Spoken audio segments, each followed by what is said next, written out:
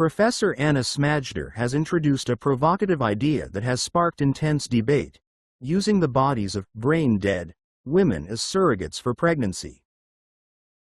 This concept, termed whole-body gestational donation, WBGD, was detailed in her paper published in the journal Theoretical Medicine and Bioethics. Smajdar suggests a framework similar to organ donation, where women could consent in advance to having their bodies used for gestation if they are declared brain-dead. This idea was mainly based on an accidental discovery, in which Catarina Sequeira, a pregnant Portuguese woman who was declared brain-dead after an acute asthma attack at her home, was kept alive for months, and her child was absolutely healthy without any physical issues. The proposal has ignited widespread ethical discussions, drawing both support and significant criticism. Critics are particularly concerned about the potential for exploitation and the objectification of women, fearing that it reduces women to mere vessels for childbirth. The notion raises questions about consent, autonomy, and the moral implications of using a brain-dead body in this manner. Smajdar defends her proposal by highlighting that society already accepts organ donation from brain-dead individuals. She argues that pregnancies have been successfully carried to term in brain-dead women in the past, and initiating new pregnancies under similar conditions should not pose ethical challenges if proper consent is secured. She sees this as a potential solution for those unable or unwilling to carry a pregnancy themselves. However, public reaction has been mixed and often critical. Colombian Congress member Jennifer Pedraza described the proposal as misogynistic, emphasizing that it reduces women to tools devoid of autonomy and rights. Others, including actress Nathalie Emmanuel, have expressed horror at the dystopian implications, likening it to science fiction's darkest narratives. Critics also raise concerns about the health outcomes for babies born under such conditions. The ethical implications extend beyond individual cases, questioning societal values around life, death, and reproductive rights. The idea challenges existing norms and practices in surrogacy and organ donation, prompting a re-evaluation of how reproductive rights and body autonomy are perceived and legislated. While Smajdar's proposal is unlikely to gain acceptance in medical circles, it serves as a catalyst for broader discussions on reproductive ethics. It underscores the need to continually examine and refine our understanding of procreation, maternity, and parental rights. However, women's rights and autonomy are at the forefront of these debates. Unfortunately, NEXT experiment's victims are children which suffered significant trauma. In the late 1930s, within the quiet halls of an Iowa orphanage, a controversial and secretive experiment took place. Known as the Monster Study, it aimed to explore the mysterious roots of stuttering, casting a long and troubling shadow over those involved. Dr. Wendell Johnson, a pioneering figure in speech pathology, introduced a bold and provocative theory. He believed that labeling a child's normal speech hesitations as stuttering could transform those hesitations into a lifelong affliction. Eager to test his hypothesis, Johnson enlisted the help of his graduate student, Mary Tudor, in a study that would remain hidden for decades. The children chosen for this experiment were orphans, selected for their fluent speech. They were divided into groups, with one group receiving positive reinforcement and the other subjected to harsh criticism. Those in the latter group were told they were exhibiting signs of stuttering, an assertion that would deeply impact their sense of self. As the experiment progressed, the power of suggestion began to take hold.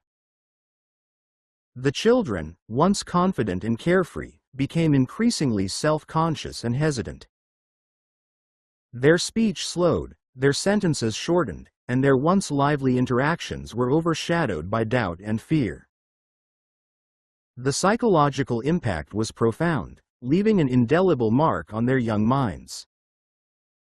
The results of the study, however, were never published. The experiment was buried in silence, its findings hidden from the public eye. Yet, whispers of the study persisted, earning it the ominous title of the monster study. The ethical implications of conducting such a study on vulnerable children cast a long shadow over the field of speech pathology and raised questions that linger to this day.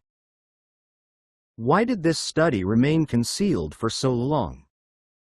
What were the long-term effects on the children who were subjected to such psychological manipulation? Dr. Johnson's theory, although controversial, changed the way we understand the power of labels and the fragile nature of identity. The monster study serves as a cautionary tale about the potential consequences of unchecked scientific ambition and the profound impact that words and labels can have on the human spirit. Many of the children who were subjected in this experiment were traumatized for life, and they had lost their ability to speak properly and think thoroughly as an individual. They had also shown ethical and moral issues. Not too long ago, some of the children sued the government and those responsible. They demanded justice and received some money, but to them what they had suffered up to that day was too big to just forget.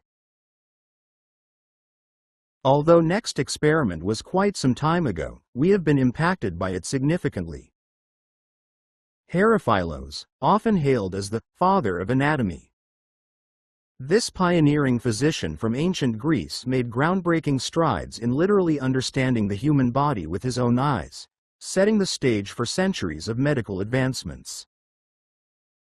His journey begins in the vibrant city of Alexandria, Egypt, around the 4th century BCE. Alexandria was not just any city, it was a thriving hub of knowledge and culture, home to the great library and the museum. These institutions attracted scholars from all over the world, creating a melting pot of ideas and discoveries. It was in this intellectual paradise that Herophilos, born in Chalcedon, modern-day Turkey, found the perfect environment to pursue his studies. Herophilos was a dedicated student of Praxagoras, and he was deeply influenced by the intellectual atmosphere of Alexandria. Unlike many of his contemporaries, he believed that direct observation and empirical study were crucial to truly understanding the human body. This mindset set him apart and drove him to question established beliefs. He wanted to perform autopsy on alive people in order to see full functionality of the human body. Government allowed him to perform his studies on prisoners, since they were a waste of space anyway. Prisoners would likely pass out from pain, and eventually they would either die from organ failure or blood loss. He even performed his autopsy in public view so others would see how interesting and cool it is. What distinguished Herophilos was his revolutionary approach to anatomy. He became one of the first known physicians to perform systematic dissections of human bodies. This was a radical departure from the norm, as cultural and religious taboos often prohibited such practices. His boldness in pursuing these studies was nothing short of groundbreaking. Through these dissections, Herophilos made several key discoveries that would change medical understanding. He accurately described the structure of the brain, recognizing it as the seat of intelligence, a groundbreaking realization that challenged the prevailing belief that the heart was the center of thought. This insight laid the groundwork for future neurological studies. But Herophilos's contributions didn't stop there. He also studied the liver, the reproductive organs, and the circulatory system, offering insights that were far ahead of his time. He's often credited with distinguishing veins from arteries, a critical advancement in understanding the circulatory system.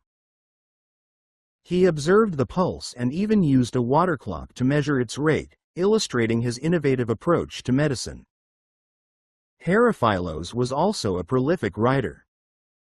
Although his original works have unfortunately not survived the passage of time, his teachings were referenced by later physicians, such as Galen, ensuring that his knowledge was passed down through the ages. These references helped preserve and disseminate his groundbreaking ideas. Despite his groundbreaking work, Herophilus's legacy was not without controversy. His use of dissection, and possibly vivisection, was debated for centuries. The ethical implications of his methods were contentious and cruel, but his insistence on empirical observation laid the foundation for modern scientific methods. His work challenged scholars to push the boundaries of what was socially and scientifically acceptable. Today, medical students around the world benefit from the anatomical knowledge that can be traced back to Herophilos. His work is a reminder of the importance of curiosity, observation, and challenging established norms. Without his contributions, our understanding of the human body might have developed very differently. Herophilos's contributions to medicine are a testament to the enduring power of human inquiry. Although his legacy continues to inspire generations of medical professionals and researchers, many argue about his moral status and his unhuman ways.